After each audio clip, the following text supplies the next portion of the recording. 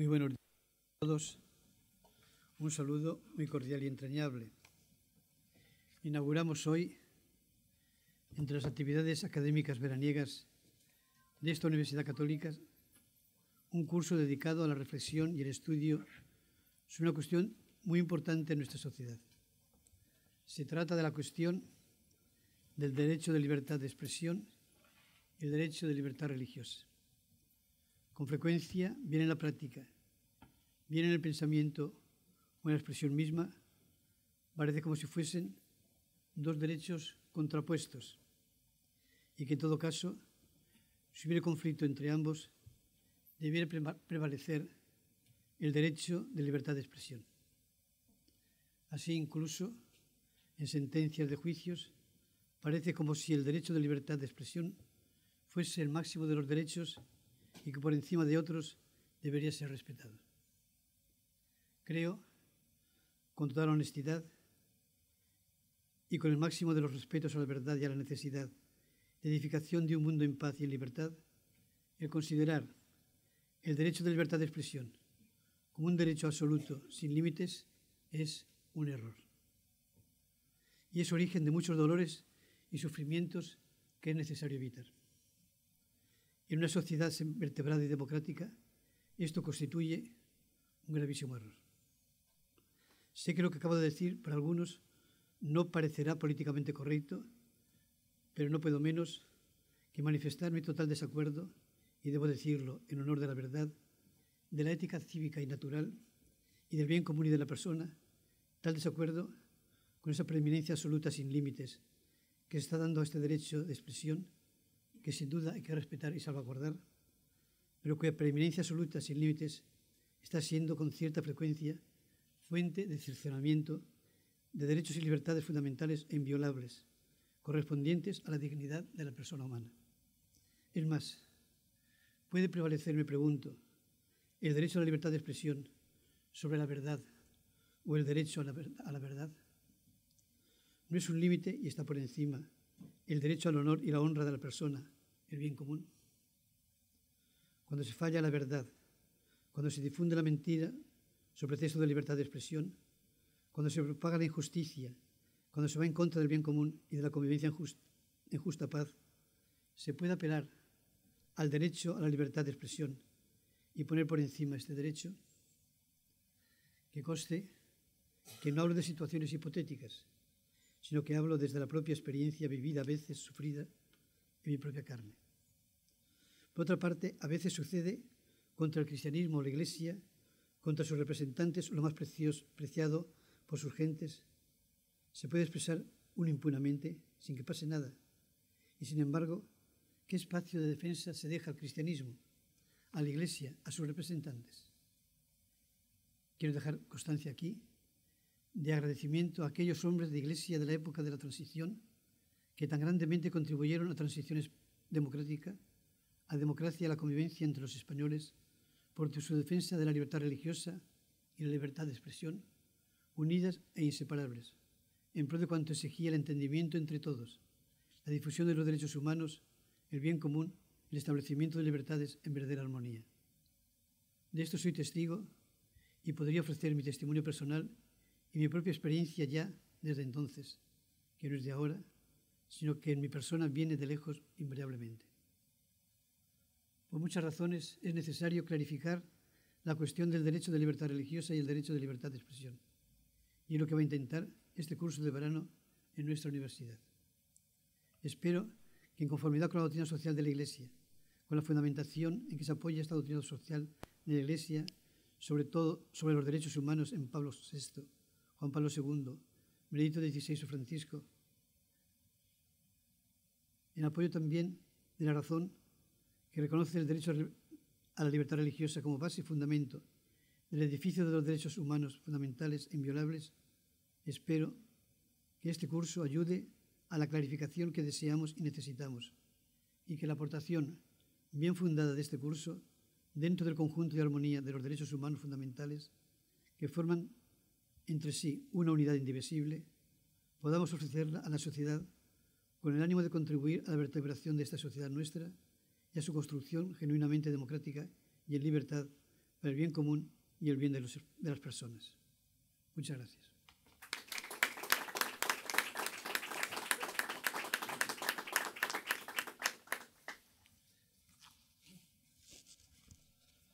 Tiene la palabra el vicerrector general y de Planificación Estratégica de esta universidad y director del curso que hoy inauguramos, Libertad de Expresión y Libertad Religiosa. Libertades irreconciliables. Tiene la palabra don Ricardo García. Con su venia, cardenal. Es un placer personal estar en esta mi casa para presentar un curso de verano que tiene que ver sobre una temática, yo creo la temática más actual que ha tenido este año, este curso pasado, el ordenamiento jurídico entre la tensión entre varios derechos fundamentales, tal y como resulta de libertad de expresión y libertad religiosa, a la luz de los medios de comunicación que nos han ido ofreciendo noticias donde los choques entre estos derechos y la ponderación o el balancing process se convertía en una causa perdida en ocasiones y perdida para juristas, perdida para periodistas y perdida para cualquier persona que se quisiera acercar. Quisiera poner en valor que para la realización de este curso ha habido personas que han mostrado una generosidad absoluta. Tal es la generosidad que deberían estar sentadas en esta mesa y esta mañana no lo están. Pero yo quiero traerles a la mesa. En concreto, quiero citar al decano de la Facultad de Derecho Canónico, a don Juan Damián, que me ha apoyado desde el primer minuto para la realización de este curso, no solo en todo lo que ha sido necesario, incluso también en la realización, búsqueda de ponentes, materias y todos los contenidos. Con lo cual, si algo sale bien, él será el primer corresponsable. El segundo corresponsable es doble. Tiene el nombre de dos decanos. Nuestro exdecano de la Facultad de Derecho, don Ginés, y nuestro decano, mi querido amigo Pagán, don José Manuel. Ellos también se han ocupado de que esta jornada sea una realidad. Quiero agradecer también al rector el impulso que le ha dado a los cursos de verano para que tengamos cursos de verano en la ciudad de Valencia y podamos tener un curso como este que hoy tenemos encima de la mesa y sobre todo que podemos celebrar aquí en la Facultad de Derecho conjuntamente con otros cursos de verano que se están celebrando también hoy en su inauguración en distintos campus de esta nuestra universidad. Quiero agradecer la implicación de los alumnos de Derecho Canónico y de no tan alumnos, sino de juristas y de otras personas preocupadas en esta temática de la libertad religiosa y de la libertad de expresión. La libertad de expresión es uno de los principios sacrosantos, se me permita la expresión, de nuestro ordenamiento jurídico, porque asegura el pluralismo y la necesaria convivencia pacífica entre personas que piensan de distinta manera.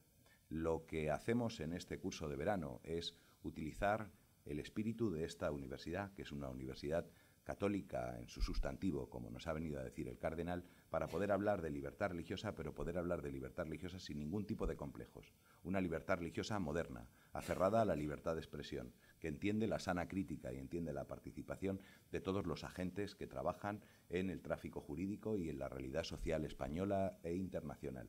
La preocupación por el conflicto entre la libertad religiosa y la libertad de expresión no es una situación solamente que vincule al ordenamiento jurídico español.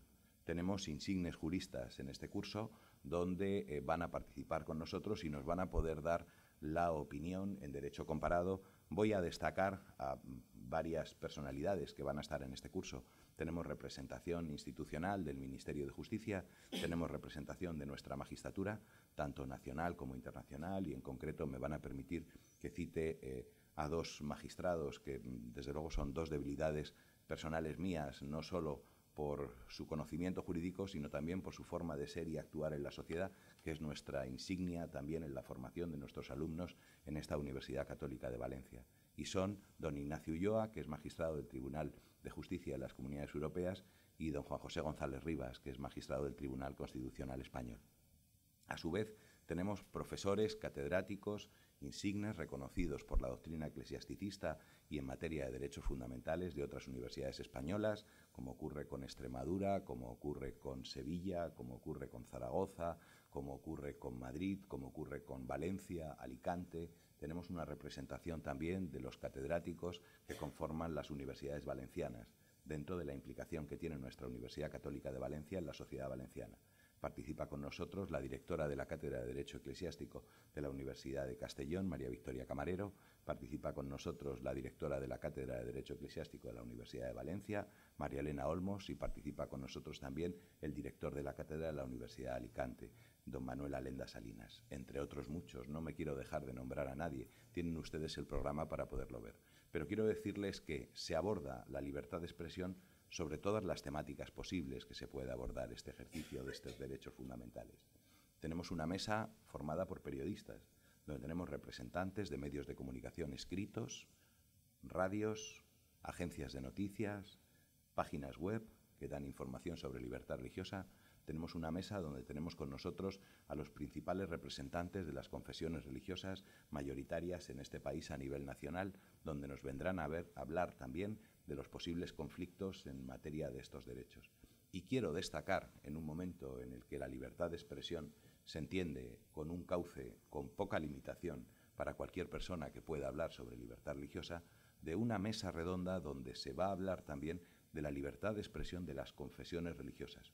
Es decir, el derecho que también asiste a todas las confesiones religiosas a poderse expresar con libertad, que es lo que se trata en un ambiente universitario. Por último, quisiera dar las gracias en la colaboración de este curso a la Comisión Islámica de España también, y en concreto a la representación de la Unión de Comunidades Islámicas de Valencia, donde tenemos varios representantes con nosotros, así como también a la comunidad adventista en su sede de Sagunto de la Facultad de Teología, que también tenemos varios alumnos con nosotros en este curso. El diálogo interreligioso está presente también en este curso como una forma de solucionar conflictos y como una forma de entender los ataques a la libertad religiosa, no solo a la religión mayoritaria, donde parece que es más llamativa su actuación, sino también hablamos de derechos fundamentales, donde entonces no es tanto la cantidad, sino también la cualidad, la protección de ese derecho. En fin, van a tener durante el curso la posibilidad de poder abarcar, trabajar, estudiar y espero disfrutar de los ponentes de primer nivel que hemos conseguido traer al curso, que desde luego la figura de nuestro cardenal de don Antonio y la figura de nuestro rector ha sido indispensable para que aceptara la invitación de venir a estar con nosotros. Muchísimas gracias, espero que disfruten del curso y que podamos aprender un poco más de la tensión entre varios derechos fundamentales cuando, como dicen los constitucionalistas, entran en conflicto. Muchas gracias.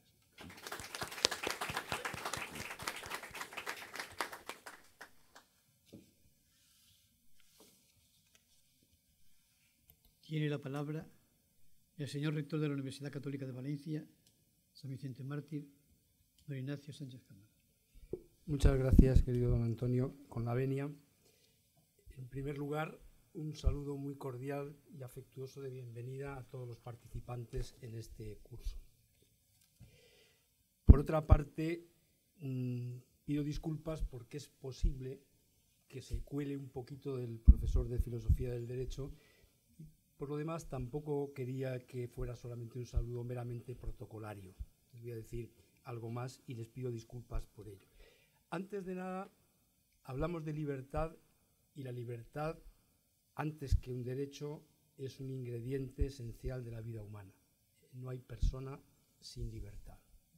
Somos libres porque decidimos en cada instante lo que vamos a hacer o a ser en el siguiente. Y esa libertad no es algo que se nos dé, sino es algo que, como bien dijo Julián Marías, uno se toma. Por eso también dijo Cervantes que la libertad es algo por lo que los hombres merecen que arriesguen su vida. Pero ciertamente es también un derecho que cobra distintas dimensiones. Pero los derechos humanos en nuestra época viven una situación paradójica y yo diría que incluso triste.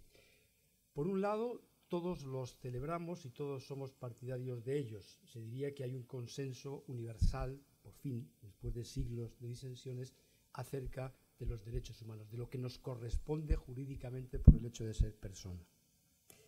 Pero, sin embargo, si nos atenemos a la realidad, vemos que no es así. Es sabido que Jacques Maritain, uno de los que trabajaron en la redacción, en la ponencia que redactó la Declaración de Derechos Humanos de Naciones Unidas, dijo, después de concluir los trabajos, que habían conseguido ponerse de acuerdo gracias a que habían omitido la cuestión del fundamento. Es decir, gracias a que no se habían planteado la pregunta de por qué tenemos esos derechos. Porque en el momento en que se hubieran planteado esa pregunta, el consenso habría desaparecido. Es muy fácil estar de acuerdo en que todos tenemos derecho a la propiedad pública o privada, porque no compromete a mucho. Pero ¿cuál es el fundamento del derecho de propiedad? Y el problema es que la cuestión del fundamento incide en la cuestión del contenido. porque no es lo mismo considerar que la libertad de expresión es un ingrediente del libre desarrollo de la autonomía personal que decir que forma parte también del deber de buscar y de proclamar la verdad. Digamos que distintas concepciones acerca del fundamento llevan a distintas concepciones acerca del contenido. Y poco más ya les voy a decir. Evidentemente, la libertad de expresión goza, como los demás derechos, de muy buena salud en la teoría, pero de muy mala o deficiente en la práctica. Posiblemente nadie como John Stuart Mill defendió hasta límites para muchos excesivos la libertad de expresión. Pero fíjense, siéndose acaso su más firme y radical defensor, nunca justificó el derecho al insulto o a la calumnia. Mill lo único que decía era que la libertad de expresión era inviolable en cuanto libertad de emitir teorías, juicios, opiniones, pero no calumnias, insultos. Y hoy día pretenden algunos amparar bajo el manto de la libertad de expresión conductas que son simplemente inmorales o ilícitas. También es verdad que si Mill llevó muy lejos la defensa de la libertad de expresión, otros grandes filósofos fueron más moderados. Por ejemplo, siempre me llamó mucho la atención la posición de Tocqueville cuando dice que la libertad de prensa, refiriéndose a la libertad de prensa, dice que él no la ama por los bienes que procura, sino por los males que evita. Dice, porque con libertad de prensa no es posible el orden, pero sin libertad de prensa no es posible la libertad. Bueno, yo estoy bastante de acuerdo con ese planteamiento de Kierkegaard. Y solamente dos palabras para ir concluyendo. Al final, hay un fenómeno ya muy largo, yo creo que de casi 4 décadas, probablemente en los años 60, que es lo que hemos venido a calificar la corrección política. La corrección política, por más vueltas que se le dé, no acaba siendo, entre otras cosas, sino una forma de intentar cercenar la libertad de expresión. Algo no se puede decir porque ofende a alguien, a una minoría, a un grupo, a un partido, a una ideología, etc. Yo en ese sentido creo que es una de las grandes falacias de nuestro tiempo. Pero claro que tiene límite la libertad de expresión. Ya he dicho, para empezar, simplemente ampara la libertad de expresar opiniones, tesis, juicios, pero nunca insultos, calumnias, etc. Además tiene otros límites, por supuesto. Y por lo que se refiere a la segunda parte del título del curso, la libertad religiosa, claro que se encuentra amenazada. Se encuentra amenazada fundamentalmente a manos de quienes vienen a defender no ya una confesionalidad del Estado consagrada por la Constitución, sino algo muy distinto, que es lo que podríamos calificar el ateísmo de Estado, la pretensión de que la posición común y compartida debería ser la exclusión de la religión, en definitiva el ateísmo, y que la religión sería algo como residual, marginal para aquellos que quieran practicarlo. Eso, evidentemente, es incompatible con la libertad religiosa. En última instancia, lo que hay también es una propaganda bastante descarada, porque los mismos que abusan de su libertad de expresión llegando al insulto también son los mismos que cercenan la libertad de los demás. Digamos que es una maniobra, una trampa asimétrica, que yo creo que es en lo que en gran medida estamos. Bien, muchas gracias. Solamente quería desearles que dentro de 5 días, cuando concluya el curso, pues sean algo más sabios de lo que son hoy, y estoy seguro de que así será. Y también deseo que la pregunta que está al frente del título pueda ser respondida afirmativamente. Muchas gracias.